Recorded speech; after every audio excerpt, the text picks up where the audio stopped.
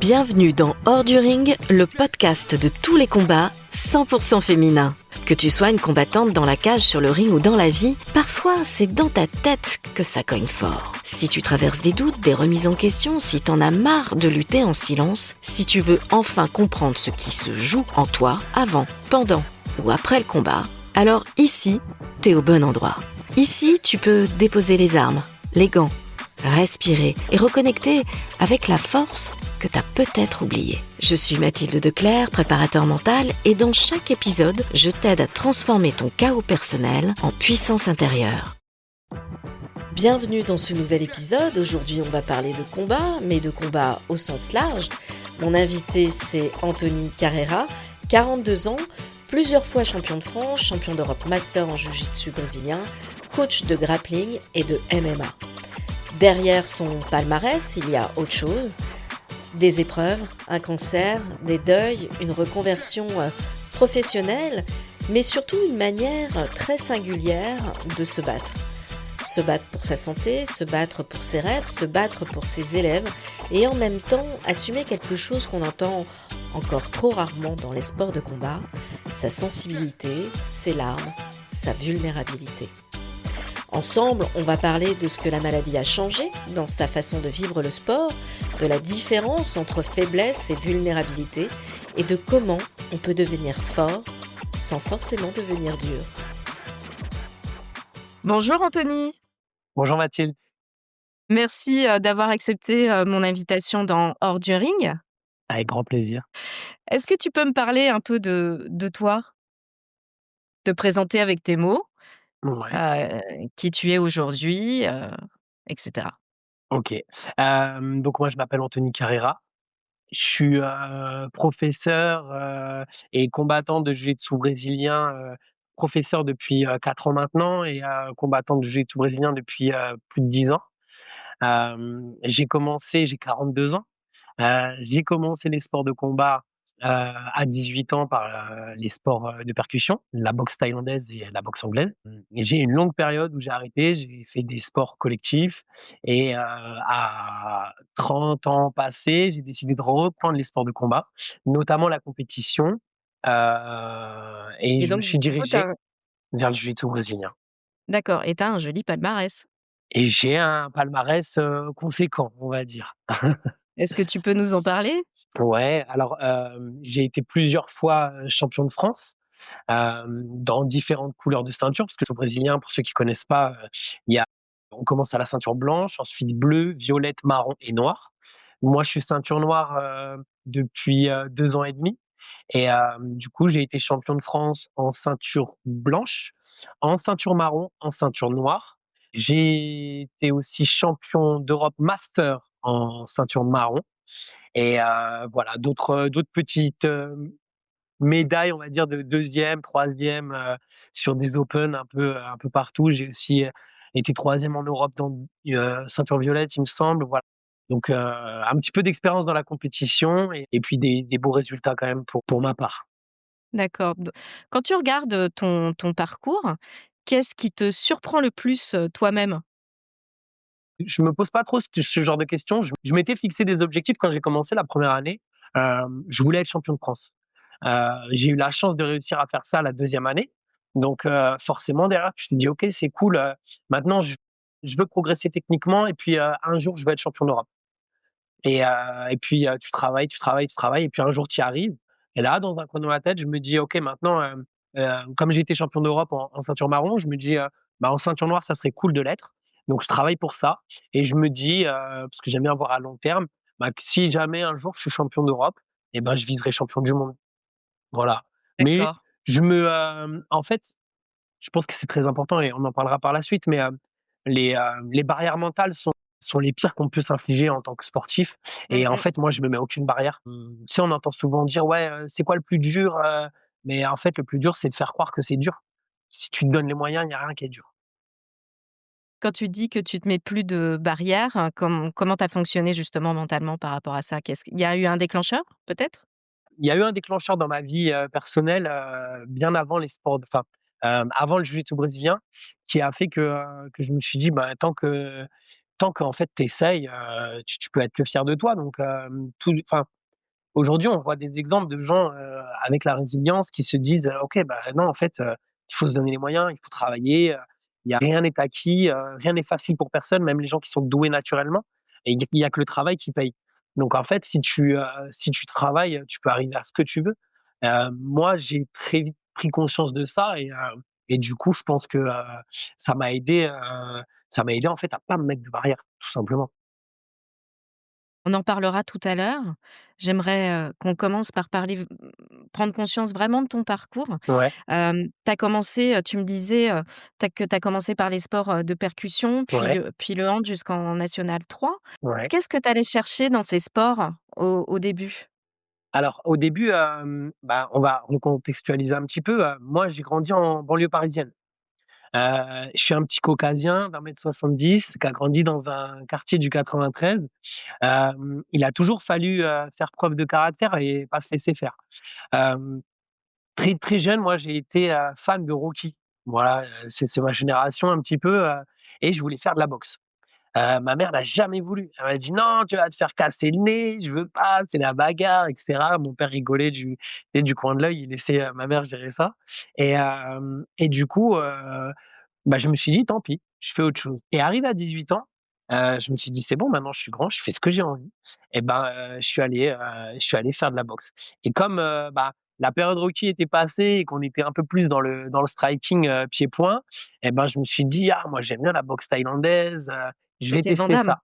ça». Et c'était ouais, il y a eu la période Van Damme aussi, mais non, non, c'était, même, il y a eu après ça, il y a eu, Ong Bak, il y a eu, le film avec, Dida, voilà, il y a eu plein de Oui, trucs c'est comme vrai. ça, Ramon Decker et tout ça, tu vois? Plein de mecs des années 90 quoi, qui te mettent des étoiles dans les yeux et je me dis: «Ah, je veux voir ce que c'est ça» et du coup, bah, j'ai commencé vraiment à trouver ça intéressant et boum, 18 ans, je suis allé, pousser la porte d'un club et c'est comme ça que j'y suis venu.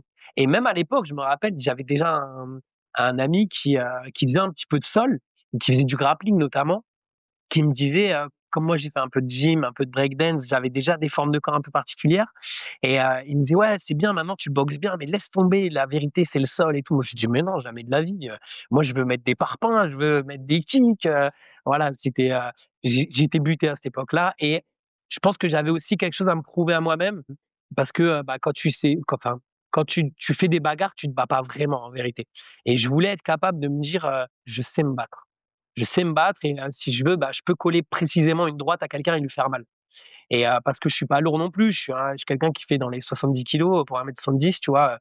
Et c'est vrai que, tu te dis, bah, aujourd'hui, même avec ce poids-là, si tu tapes fort quelqu'un de 90 kilogrammes, tu peux lui faire très Mmh mal. mh.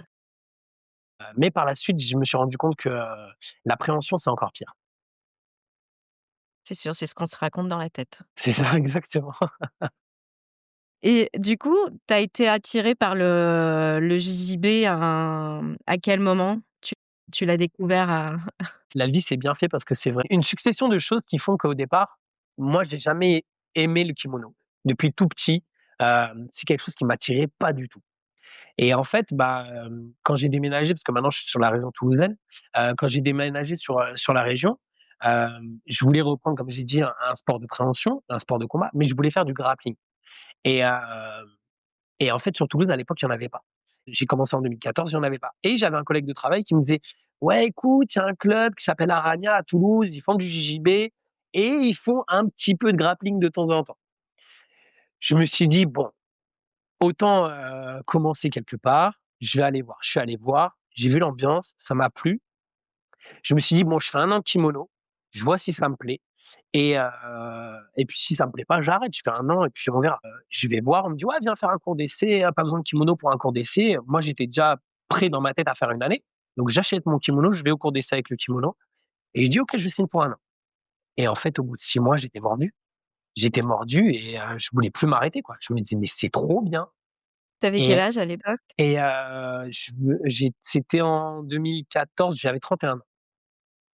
Ouais et en fait, depuis aujourd'hui, bah, j'ai des élèves, j'ai des gens qui viennent quand je fais des remplacements sur des cours de grappling ou tout, qui me disent: «Ouais, le kimono, j'aime pas trop». Je les laisse. Je dis: «Ouais, t'inquiète, tu y viendras. Si tu aimes le sol, tu y viendras, c'est sûr et certain». Donc maintenant, en fait, je respecte ça, je respecte les gens qui me disent: «Ouais, le kimono, ouais, je comprends, j'aime pas, je comprends pas et tout». Pas de problème, je comprends.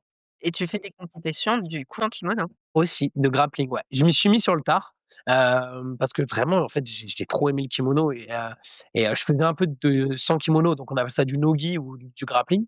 Donc je faisais un peu de nogi aussi comme ça, mais que de l'entraînement et si je dis pas de bêtises, quand j'ai eu ma ceinture marron en 2023, je me suis dit: «Bon, maintenant tu es ceinture marron, bah, on va tester les compétitions de grappling» et donc j'ai fait ma première compétition, je crois que si je dis pas de bêtises, bah, c'était les championnats de France. Et j'ai fini deuxième Ouais, c'est des ça. ceintures noires. Comment t'expliques qu'en 2 ans, en fait, en 2 ans parce que tu Mmh. avais commencé, très récemment, qu'en 2 ans, tu sois déjà champion de France? Vice-champion de France, attention. Vice-champion, ouais, Je ouais, m'attribue pas c'est un bien. titre qui n'est pas à moi. Mais, Pardon. ce qu'il faut dire, c'est que, je m'entraînais quand même en nogi, en grappling, déjà depuis, la ceinture bleue. Mais je voulais pas faire de compétition parce qu'en fait, je me concentrais vraiment sur le kimono. Parce que pour moi et cet été d'ailleurs, j'ai eu, avec le cofondateur de Arania, Yann Cabral, qui a été champion du monde, lui, en ceinture noire adulte, on parlait de ça aussi, parce que lui aussi donne des cours de nogi et tout ça, mais il disait: «Le nogi, c'est pour les gens qui aiment pas la technique fine». Donc c'est Mmh. marrant, tu vois? Moi, j'étais vraiment dans cette optique-là où, le summum de la technique, à mon sens, c'est le kimono parce qu'en fait, ça t'apporte une technicité supplémentaire. Le grappling, ça Mmh. glisse. Si tu es fort, tu peux avoir beaucoup d'avantages. Alors que le kimono, quand on te tient le kimono, tu peux pas fuir, tu peux pas bouger, il faut vraiment des leviers techniques pour s'en sortir. Donc moi, j'ai commencé il y a 2 ans, il y a le nogi en compétition, mais j'en faisais déjà, je m'entraînais déjà depuis longtemps, dans cette discipline. D'accord. Donc, vice-champion la première année, c'était quand même pas mal. On s'est parlé un petit peu avant de commencer cet Ouais, entretien. On va revenir sur ce que tu m'as dit tout à l'heure, sur l'épreuve, que tu as eue, en 2010. ouais, Tu as eu un cancer et puis un contexte, familial, déjà marqué, par la maladie. ouais. Qu'est-ce que ça a déclenché, en fait, chez toi, cette annonce et ce contexte familial? Alors, donc pour recentrer le truc, moi, j'ai perdu mon père en 2008 d'un cancer. Mmh. Ma mère avait déjà eu un cancer en 2006, si je dis pas de bêtises. Donc je savais que j'étais dans une famille à risque et cetera et lors d'un entraînement de handball, je me prends une balle dans les parties intimes. Et j'ai comme une douleur, qui persiste et à la palpation sous la douche, je vois que j'ai une grosseur. Donc je décide de consulter, je vais voir mon généraliste, il m'ausculte, il me dit: «Oh, c'est bizarre, va voir un spécialiste», donc il m'envoie voir un urologue. Hem, le temps que je prenne le rendez-vous avec l'urologue, lui, il me fait faire, des prises de sang. Donc à l'époque, moi je connaissais pas, je fais des prises de sang, c'est-à-dire que c'était les marqueurs, en fait, pour voir s'il y Mmh. avait, une problématique. Et donc je vais voir l'urologue, il m'ausculte, il regarde les marqueurs, il me dit: «Écoutez, donc là vous avez, le cancer, le cancer des jeunes hommes, qui est un cancer testiculaire. Aujourd'hui, bah, par exemple, le mouvement Movember, il y en a plein qui le font, qui savent pas pourquoi, mais c'est pour dénoncer ce cancer-là, qui est, un peu l'équivalent du cancer du sein chez la femme». Et du coup, il me dit: «Bon, bah, voilà, vous avez une tumeur». Quant à, j'avais 28 ans à peu près à l'époque, non un petit peu, attends, 27 ans. Donc à l'époque, tu es dans le bureau d'un docteur qui te dit: «Tu as une tumeur». Le mot, il est tellement fort que tu prends un Mmh. coup de pelle dans la tête quand tu entends ça. Tu te dis: «Quoi?» En fait, tu entends: «Je meurs». Tu es en train de Mmh. mourir, mais donc c'est vachement choquant et puis, là, bah, moi, il y a tout qui résonne en moi, le fait que, ma mère ait déjà été malade, que moi j'ai déjà perdu mon père et tout et les premiers jours, tu te dis, en fait, tu es au fond du seau, quoi. Tu es au fond du seau, tu te dis: «Putain, merde, je vais crever, ça y est, bah, ouais, j'ai vécu même pas 30 ans», et je venais de déclarer, enfin, de faire ma demande en mariage, à ma femme à cette époque-là. Heu, donc tu te dis: «Non, c'est pas possible, en fait, je peux pas, je vais me battre». Et plus tu te renseignes et plus tu te rends compte qu'en fait, bon, c'est ce genre de maladie, hem, déjà le fait de pas l'accepter et de la combattre, bah, c'est déjà un gros travail. Et c'est à partir de là où, moi j'ai commencé vachement à me renseigner sur, les facultés mentales qu'on a, tu vois? Sur le fait de faire preuve de combativité à tout moment. Et donc je me suis dit: «OK, bah, cette maladie, je vais la combattre». Je vais revoir, cet urologue qui, à la base, m'avait dit: «On va faire une chirurgie exploratrice». Donc 15 jours après, on se revoit.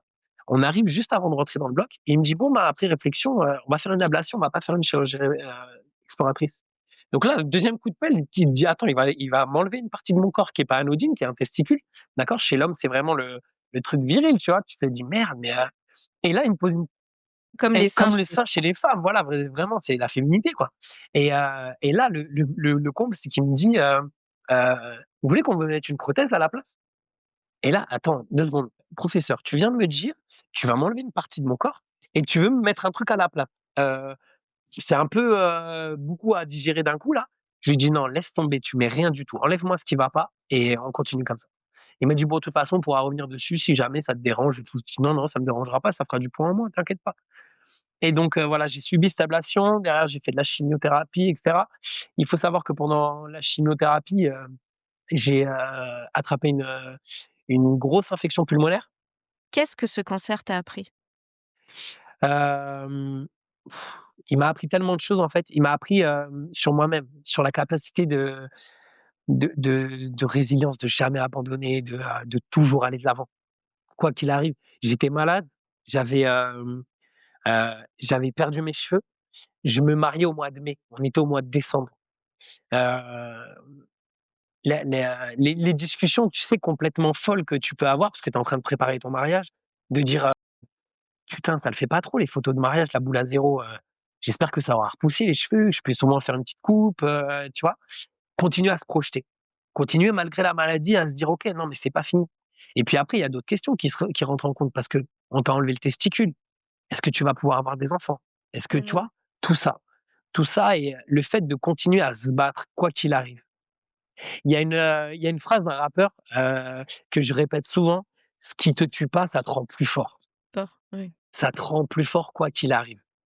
Donc moi En fait, aujourd'hui, je me bats constamment. ce que j'ai trouvé intéressant, quand on a commencé à parler de ça, c'est que tu m'as dit, en fait, hem, on peut pas se battre contre tout et il faut d'abord accepter ce qu'on vient d'entendre et après on peut se battre C'est et ça. c'est vrai que, j'ai rencontré beaucoup de gens qui avaient des cancers, heu, dans mon ancienne vie, quand j'étais thérapeute et il y a beaucoup de gens qui souvent les cancers, en fait, c'est comme une, tu me dis ce que tu en penses, hein.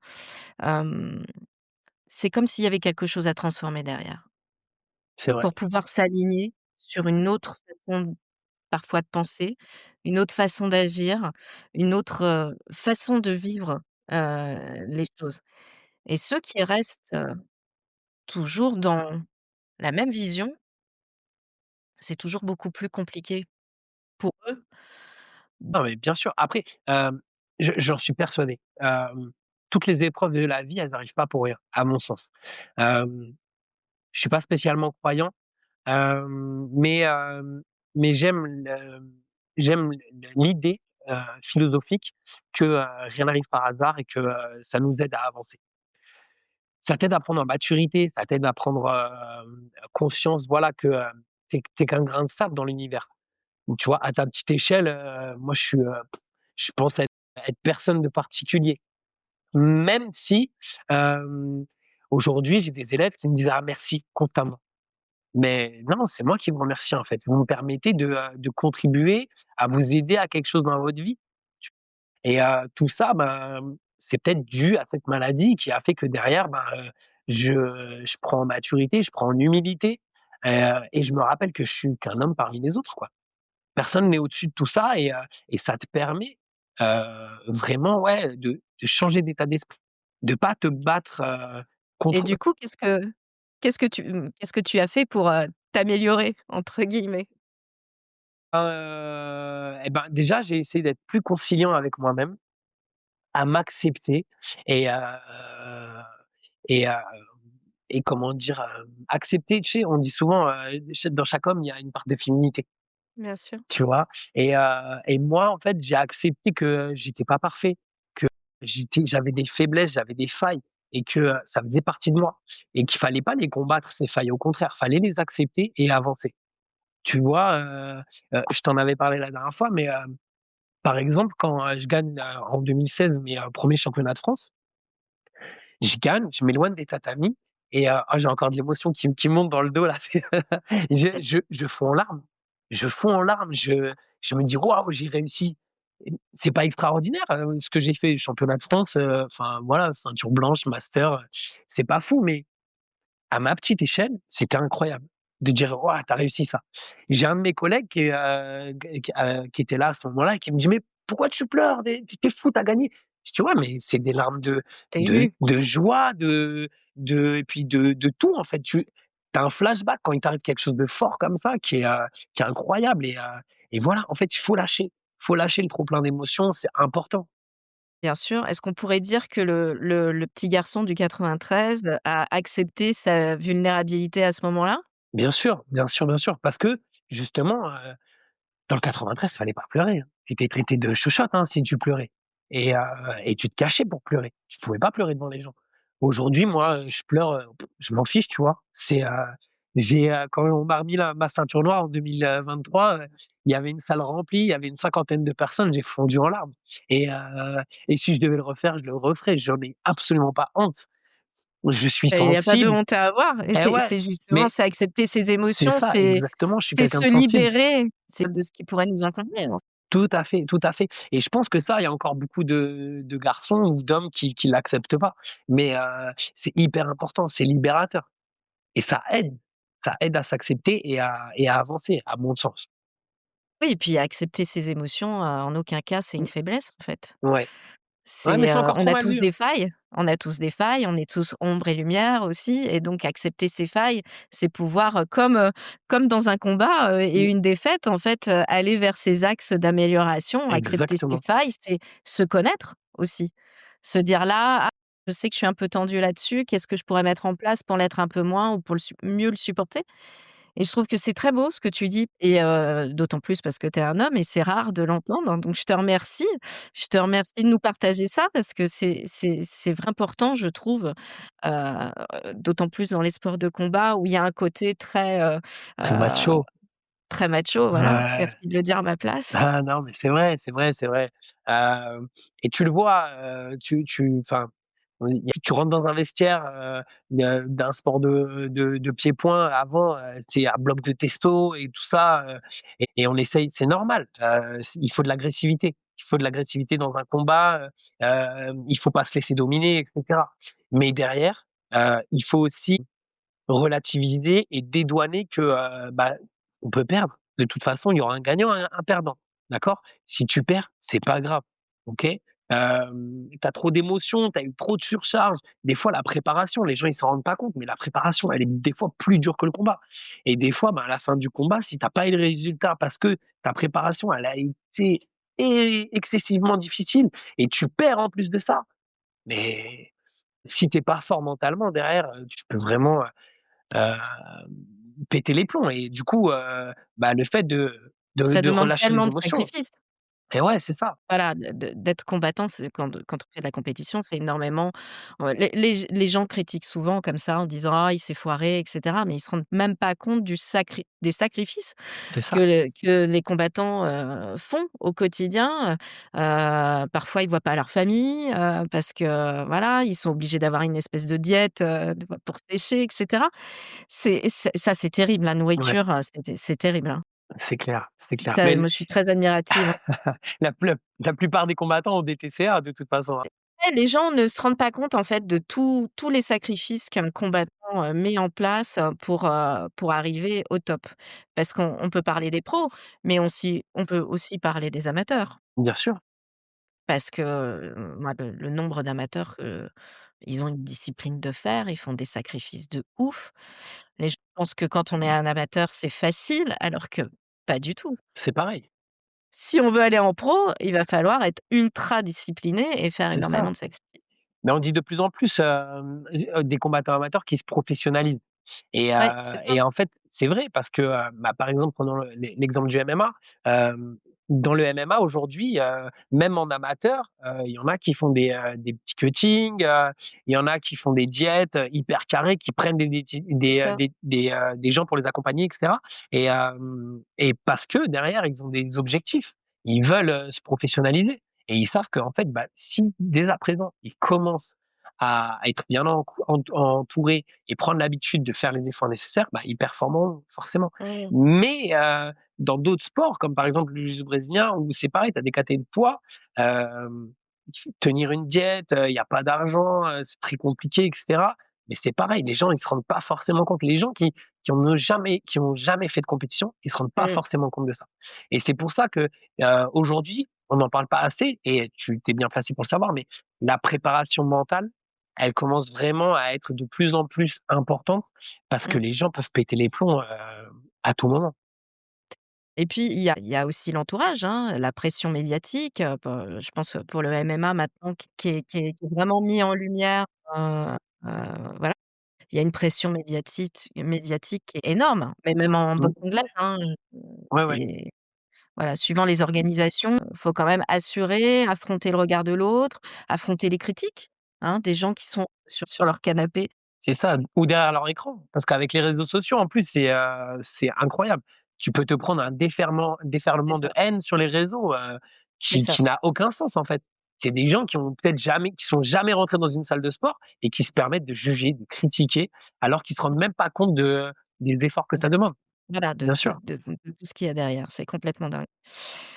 Hem, Tu parlais de la préparation mentale tout à l'heure, comme quoi c'était hyper important. Est-ce Ouais. que toi, tu as eu affaire justement à un préparateur mental Alors, ou pas? pas spécialement, mais comme je te disais tout à l'heure, en fait, moi, quand j'ai eu, mon cancer, c'était en 2010, donc j'ai commencé à me renseigner sur ça. Hem, il s'avère que, pas longtemps après ça, j'étais dans une entreprise, j'étais pas encore, dans les sports de combat et on m'avait fait faire une formation pour, mieux apprendre à se connaître et c'est aussi à ce moment-là que j'ai appris que, voilà, j'étais, hypersensible et que, bah, fallait que j'accepte mes émotions. Par la suite, je me suis rendu compte vraiment, bah, par rapport à la maladie que, le mental m'avait aidé et cetera et du coup, j'ai commencé à me renseigner. Je me suis, auto-programmé, personnellement. J'ai mes petits rituels avant le combat, par exemple, qui m'aident, et j'en ai testé plusieurs en plus, tu vois? Je me suis servi, moi-même de cobaye, pour essayer, vraiment de trouver des ancrages, de trouver mes rituels qui fonctionnaient pour moi et cetera et puis ça a marché plus ou moins parce que, c'est vrai qu'il y a pas longtemps là, il y a quelques jours, j'en parlais avec un collègue qui disait: «Mais c'est marrant parce qu'en fait toi, de toute façon, à chaque fois que tu vas en compétition, tu ramènes une médaille». À savoir qu'en JJB, bah, voilà, médaille, pour le troisième, le deuxième et le premier.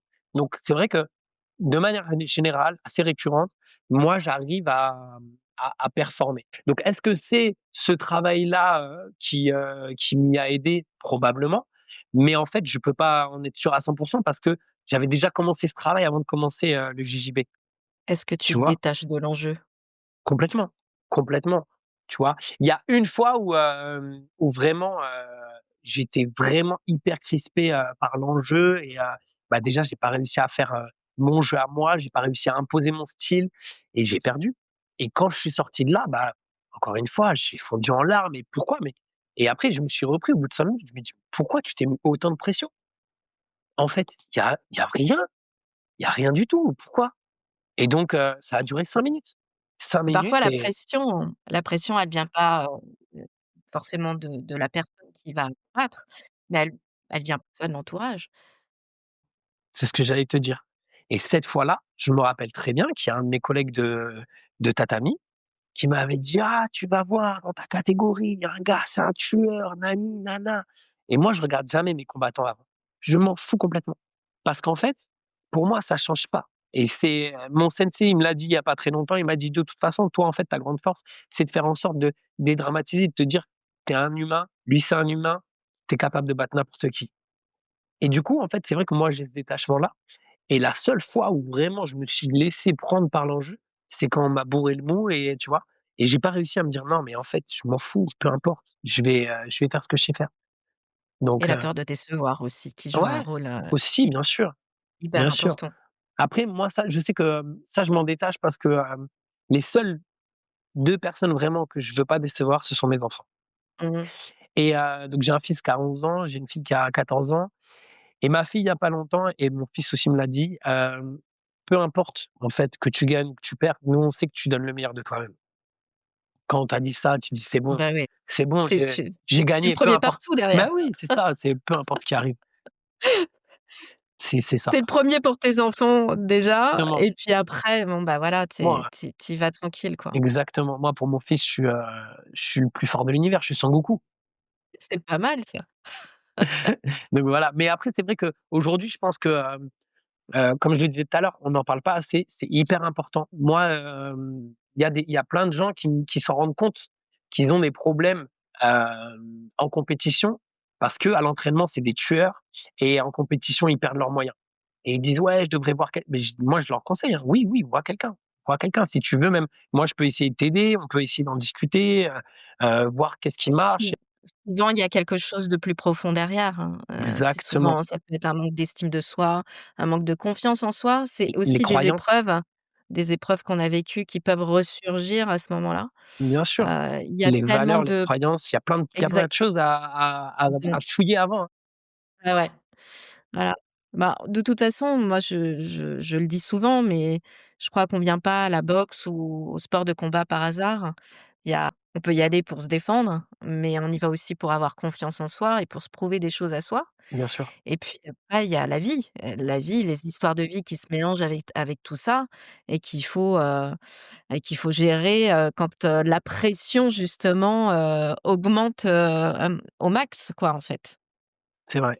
C'est vrai, c'est vrai. C'est c'est important. En fait, la préparation mentale, les gens le voient comme un truc que pour les sportifs de haut niveau, alors que pas du tout, en fait.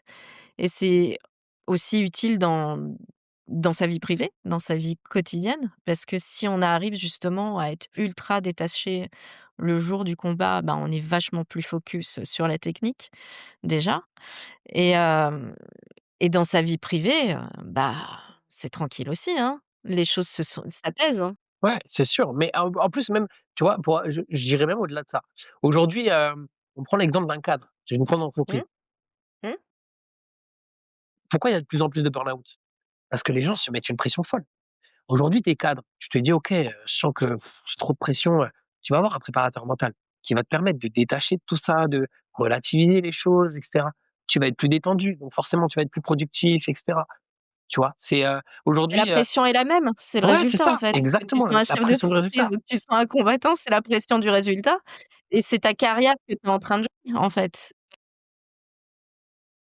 Donc c'est pour ça que la préparation mentale, elle est aussi bien pour les sportifs que, comme tu dis, les chefs d'entreprise. Exactement. Elle te sert dans ta vie aussi de tous les jours et c'est ça qui est, vraiment génial.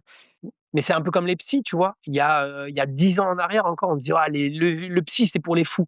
Mais non, c'est pas pour les fous. C'est quelqu'un qui est détaché de ton histoire, Mmh, qui va te permettre moi, je suis allé voir mmh, des psys plusieurs fois, ça va te permettre de prendre du recul parce que mmh. la personne, elle est vraiment neutre.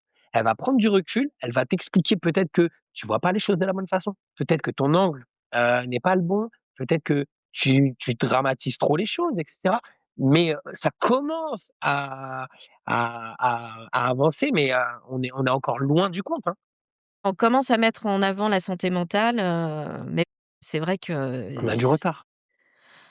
il y a vachement bah, ouais, on a en France, aux États-Unis, c'est quelque chose qui est acquis Bien sûr. depuis très longtemps. Aller voir son psy, c'est comme aller, manger une pizza, le week-end, en Oui, fait. c'est ça.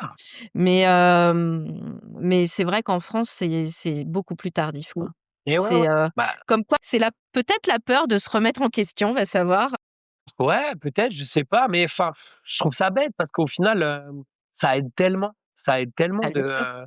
d'être accompagné par quelqu'un qui sait de quoi il parle et qui comprend aussi les rouages du cerveau parce que, enfin, c'est une science, hein. Aujourd'hui, les neurosciences, on en parle de plus en plus, mais c'est hyper important et il y a trop de gens qui se laissent aller et le mal du siècle, c'est le burn-out. C'est bien que c'est dans la tête, hein.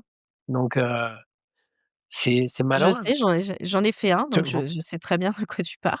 vois? Voilà, mais moi, tu vois, je l'ai pris comme une bénédiction. En fait, ce burn-out, pour moi, ça a été une bénédiction parce que je me suis dit, bah, déjà, j'ai quitté mon job du jour au lendemain. Je bossais en télé, je suis partie du jour au lendemain, j'ai quitté ce job-là et je me suis dit: «Qu'est-ce que je veux maintenant?» Qu'est-ce qui me ressemble? Qu'est-ce que je Est-ce que je peux faire quelque chose qui a du sens pour moi et dans lequel je vais m'épanouir? Et en fait, je regrette pas du tout, Bah, mais non, pas mais c'est du normal, tout. c'est beau et c'est ce qu'il faut se faire En dans télé. ce rythme. Ouais, à ce rythme, avec une pression de dingue, de l'urgence permanente, jamais un merci, tu vois? Ce genre de truc. Je me Ouais, suis dit: ouais, «Mais est-ce que ça correspond tout ça correspond que à c'est mes mes valeurs?» valeurs, exactement. Pas du tout, quoi. Et aujourd'hui, je suis très contente d'être alignée justement avec ces valeurs et tu vas me parler des tiennes parce que du coup, tu es pas bon, je rebondis vis-à-vis de ça parce que tu avais toi aussi, tu as quitté finalement un boulot, stable, bien payé et pour devenir, coach aujourd'hui? Tout à fait. Moi, j'étais, du coup, bah, après moi, je suis quelqu'un qui a un caméléon. J'ai fait plein de trucs et donc c'était en, 2018, j'ai fait une première reconversion et puis je commençais vraiment à être à fond dans le JB et puis, 2021, j'ai fait une autre reconversion et je me suis dit: «Allez, maintenant j'ai passé un CQP» et je voulais être coach, en fait. Moi, j'ai toujours aimé transmettre et pareil, bah, c'est post-Covid, hein, je me suis dit: «Attends, je veux faire un truc qui est aligné avec moi, et auquel en fait je pourrais transmettre mes valeurs». Parce que je pense que, je suis quelqu'un qui a quand même des belles valeurs et je me suis dit: «OK, je me lance». Donc oui, j'ai perdu en qualité de vie, en salaire et cetera, mais aujourd'hui, je suis coach de JJB, de MMA de grappling et heu et je revis parce que je m'éclate. Ce que je fais, ça m'épanouit. Tous les jours, je suis content d'aller au travail. Tous les jours, j'apprends encore de moi. J'apprends aux autres aussi, je transmets ma passion donc en fait, chaque jour est différent et c'est merveilleux Passion et et c'est ta vision. merveilleux. Eh ouais, c'est ça, donc il y a plein de choses, tu vois, qui s'alignent et puis petit à petit, tu te rends compte que: «Merde, pourquoi j'ai attendu?» Et le seul regret, il est là, il est dit: «Mais non, en fait, j'aurais dû faire ça bien avant». Ouais, mais j'ai envie de te dire que les choses arrivent quand elles doivent arriver. Tout vient Si à point. ça s'est pas fait avant, c'est que, bah, soit tu étais pas prêt, tu vois? Ouais, Je me dis que tout arrive, il y a pas de hasard en fait, les choses se exactement. font quand elles doivent se faire et du coup, il y a pas de regret parce que Non, si tu tu enfin, repars en arrière, finalement, tu peux avoir des regrets en te disant: «J'aurais dû faire ça bien avant» et cetera. c'est ça, Mais en mais fait, avant, on n'est pas prêt, tout simplement. ouais, ouais, c'est vrai. Tu coaches des femmes qui font du MMA? Ouais, quelques-unes. Tu peux Heu, nous en parler? ouais, donc il y a 2 filles qui sont au TFT, à Toulouse. J'en profite pour dire que c'est le deuxième plus grand club de France, derrière l'US Métro, donc c'est vraiment pas mal. Moi, on est, 3 profs de sol là-bas. Je suis un de ceux-là et heu et j'officie, sur un cours de MMA et un cours de grappling cette année. Donc il y a, Manon Courieux qui est, qui est amatrice et Chloé, je vais écorcher son nom à chaque fois, peut-être que tu peux m'aider parce que je crois que tu la connais. Montagne? Comment tu dis? Santagne? Santagne, c'est ça. J'arrive pas avec son nom de famille. Donc Chloé et Manon, moi je les appelle comme ça, que j'encadre sur la partie sol essentiellement parce que, il y a des gens, beaucoup plus professionnels que moi sur le MMA, pour les encadrer, vu que c'est des compétitrices. Voilà, moi je les aide à avancer, oui, sur la partie grappling. Comme j'ai quand même une notion de frappe, avec le striking, on fait pas le même grappling, quand on fait une compétition de grappling que quand on fait du Mmh. MMA. Il y a beaucoup de choses à prendre en compte et du coup, bah, moi avec ma vision, j'essaye voilà, de leur apporter, des solutions techniques. On fait des débriefs, de leurs combats. Manon, elle combat aussi en grappling, donc c'est un peu plus facile de la corriger dans les 2 aspects et Chloé, elle, c'est essentiellement du MMA qu'elle fait donc c'est, des fois un peu plus complexe mais voilà, on prend le temps de faire avancer parce que, c'est pareil, on en revient, aux amateurs mais ils ont tellement de compartiments, à connaître. Il y a la lutte, il y a le striking, il y a, le sol et à tout ça, à chaque fois, tu rajoutes un aspect parce qu'il y a le striking avec la lutte, il y a la lutte avec le sol, la lutte Mmh. avec le striking et en fait, les 3 aspects, ils se mélangent maintenant de plus en plus. Ça devient un sport à part entière. À chaque fois, voilà, il y a des petits réglages à faire et cetera.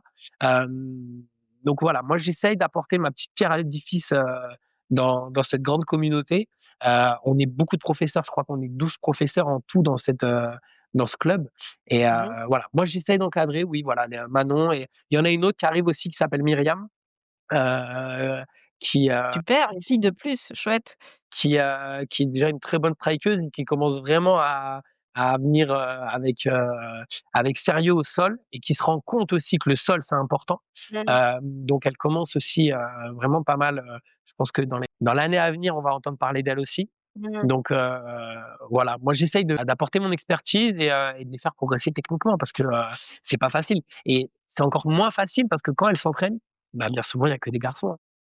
C'est Mmh. ça qui est très dur pour elles, ces histoires de poids déjà, de force parce que bon, un garçon, est quand même, plus fort. Ouais. Ça n'empêche pas la fille qu'elle peut le déstabiliser, le faire tomber et cetera, mais Ouais, elle peut gagner un elle peut combat, elle peut gagner, gagner un hein, échange, sans problème. mais c'est vrai que alors il y a des points positifs comme des points, négatifs, hein, vraiment vis-à-vis de ça, je trouve. Je pense que, la problématique, elle est pour toutes les filles, en fait. Parce Oui, que, oui, bien sûr, dans tous les clubs, il y a, je pense que, pas peu de filles. ça n'existe pas un club où il y ait, c'est très rare. Bah, là, ils commencent un peu à avoir des sessions où, c'est, que féminine, Mmh. mais, c'est pas toutes des compétitrices. Donc, oui, quand tu t'entraînes, tu es avec des compétiteurs et souvent, Non, c'est ça, c'est qu'elles sont il y a 10 obligées de garçons monter pour à une fille. Paris Ouais. régulièrement C'est ça, à l'US l'US Métro. Métro ou des choses comme ça. Mais, je pense que ça, il faut, ça c'est pareil, je pense que c'est un bon truc pour prendre en compte sur la prépa mentale. Mais, il y a, c'est la même problématique pour tout le monde. Donc c'est, tant pis, fais ce que tu as à faire. Mmh, Si, mets-toi d'accord avec ton partenaire, si tu veux essayer de mmh. l'allumer, allume-le. C'est sûr que s'il fait, 15 kilogrammes de plus que toi, bah, il va être un peu sur la retenue, donc forcément, Oui, c'est enfin, ça, c'est cette moi histoire de de ce que j'ai vu, retenue et tu combats pas de la même ton sparring est pas le même, quoi. c'est sûr que le mec en face, il va être un peu sur la retenue. Mmh, Il y en a quelques-uns qui s'en foutent. Moi, ça m'arrive de tourner en grappling avec les filles, je leur dis: «OK, pas de cadeau. mmh, Pas de mmh, cadeau et je vais te rentrer dedans». Mais parce que c'est de l'appréhension. mmh, Si c'était de la percussion, je serais forcément sur la retenue. Parce mmh, que, hem, on sait et c'est malheureux, hein, que ça soit comme ça, mais c'est scientifique, c'est prouvé. mmh, Naturellement, un homme, déjà, s'il est plus lourd, il a plus de force. Donc s'il te frappe, il va te frapper plus fort. mmh, Donc c'est mmh, sûr que s'il te frappe, avec vraiment l'intention, mmh, ça peut te faire mal très vite. mmh, Heu, Ça a pas d'intérêt, significatif sur de la préparation. Après, on peut trouver d'autres méthodes, hein. On te fait un Shark Tank, on te rentre dedans, toutes les minutes on change et même si on met pas toute l'intensité, bah, mmh. la fille elle va sortir de là, elle va être épuisée et elle aura vraiment envoyé, mais, en face, il y aurait pas eu trop de percussions, mais c'est, c'est compliqué, c'est très compliqué pour les filles, ouais Ouais, et mais ça va changer. Moi, j'en suis persuadé. ça serait bien. Ça serait bien qu'il y en ait de plus en plus et que du coup la question se pose même plus. Ouais, mais ça va venir. Moi, j'en suis persuadé parce qu'en plus bah, déjà l'ampleur que prend le MMA, il y a de plus en plus, tu vois, il y a Delphine, Benouche qui, commence Super. à briller aussi, tu vois? Et je pense que, qu'on ait une vraie tête de proue, un peu, comme à l'époque aux États-Unis, une Ronda Rousey, a fait sortir, toutes les filles qui avaient envie de se battre, tu vois, Mmh. de chez elles. Je pense que ça va faire ça un petit peu aussi en Ouais, France et petit à petit, je pense que la société dans laquelle on vit qui est, à mon sens aussi, c'est un débat philosophique qu'on va qu'on va rentrer, mais qui est de plus en plus violente, mmh. va pousser les femmes de plus en Ah plus c'est ouais. tôt à avoir envie de pas se laisser faire. Ouais et puis le MMA, c'est génial parce que c'est hyper complet pour le coup, hein. C'est vraiment génial pour ça. Ouais, mais c'est vrai que moi je suis contente que Manon Fiorot, Delphine, soient Manon vraiment aussi, mises ouais. en avant parce que c'est, quel bonheur, quelle combattante, magnifique. D'ailleurs en parlant de MMA, Ouais, apparemment il y a un petit challenge qui arrive.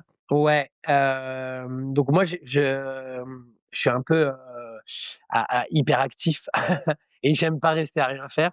Donc ouais, moi j'ai envie de me tester, j'ai 42 ans comme je l'ai dit tout à l'heure, j'ai envie de me tester parce que, ben, j'aime moi la réalité du terrain. Je suis un compétiteur dans l'âme, j'aime, sortir de ma zone de confort et du coup, ben, ça fait un petit moment qu'on me dit: «Ah, tu devrais essayer, faire un combat de MMA» et cetera et à la base, je voulais faire un petit gala, comme ça lambda, Le problème, c'est qu'on m'a dit, il y a personne qui voudra, t'affronter en fait avec le niveau que tu as de sol, ça va être très compliqué de te trouver un adversaire, donc bah, là, en fait, je me suis chauffé et je me suis dit: «Bon, bah, il y a une MMA League qui va se faire à Toulouse». Sans aucune prétention, sans aucune envie d'aller plus loin, je me suis dit: «Bon, bah, je vais m'inscrire. Je vais m'inscrire et puis je vais me tester dans la cage et puis on va voir». On va voir si, peu de striking que j'ai encore, en bagage et puis, l'aspect, lutte, et sol que j'ai, va me permettre de prouver que je suis pas un imposteur, quoi. Moi, j'ai quand même sans arrêt ce petit Le complexe de syndrome? l'imposteur. Ouais, ouais, ouais, ouais. Ouais. Syndrome de l'imposteur. Tu sais, des fois, je suis là devant une grande salle et je me dis: «Attends, c'est moi qui dois donner le cours là, mais je suis qui moi pour donner le cours?» Et tu sais, tu te dis: «Arrête tes conneries, bien sûr, c'est toi le prof, allez, vas-y». Tu vois? J'aime bien, moi, j'ai l'image des 2 petits anges qui parlent dans la tête, et Donc c'est pour te prouver que tu es pas un imposteur que tu vas à la MMA? aussi, c'est pour me prouver que je suis pas un imposteur, pour prouver aussi à mes élèves que, voilà, ce que je dis, c'est pas forcément que des conneries. Et puis encore une fois, pour me prouver à moi-même, pour, que je suis capable tout simplement. Heu, Pas de barrière et peu importe l'âge, je sais que je suis des petits jeunes de 20 ans, mais c'est pas grave. Je vais essayer de leur botter le cul, et puis basta. Dans 5 ans, si tout se passe comme tu le souhaites, tu seras où? Tu feras quoi? Dans 5 ans, ça fait un peu loin 5 ans. Dans 5 ans, je serai toujours professeur, je l'espère. Et j'espère, moi j'ai une association là où j'habite, je suis, un peu en périphérie de Toulouse, je suis à Villefranche-de-Lauragais. Je vais faire un peu de pub. J'ai une association qui s'appelle Tonique Mouvement, dans laquelle, je donne des cours le soir. C'est une association, loi 1901, donc j'ai des salles de la mairie, et je donne des cours de JB, MMA et grappling. Bah, j'espère que cette association aura prospéré dans 5 ans, qu'elle aura grandi, pourquoi pas avoir ma propre salle.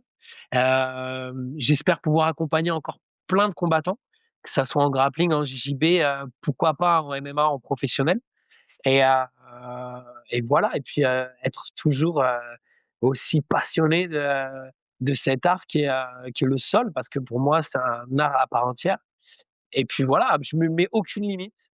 Tu vois, j'ai dans la tête, pourquoi pas, de rentrer, cette année, j'ai intégré, l'arbitrage à la CFJB, qui est la plus grosse, fédération française de jiu-jitsu brésilien. Je me dis: «Pourquoi pas intégrer, l'arbitrage, à la FNMAF?» Tu vois? Pourquoi pas, aller plus loin? Je sais pas encore. Je 5 ans, c'est loin. Je me donne des objectifs, voilà, à moyen terme, et puis à long terme, on laisse le champ des possibles. Est-ce que tu aurais un message à transmettre, aux jeunes combattants, aujourd'hui? Seul message, ça serait, non, ça serait présomptueux, plein de messages. Si vous aimez ce que vous faites, si vous êtes passionné, ne lâchez pas l'affaire. Croyez en vous, travaillez, parce qu'il y a que ça de vrai. Il y a que le travail qui compte, et allez au bout de vos rêves, hein. Qui a le enfin, personne n'a le droit de vous dire que votre rêve, il est trop grand. Il faut rêver et rêver en grand, justement. C'est important. Merci beaucoup Anthony. Avec grand plaisir, Mathilde. Merci. À bientôt. À bientôt. Alors si cet épisode t'a parlé, n'hésite pas à t'abonner, à laisser un avis ou à le partager autour de toi. Et si tu ressens le besoin d'aller plus loin ou d'être accompagné, mes coordonnées sont dans la description. On se retrouve très vite pour un nouvel épisode. À bientôt!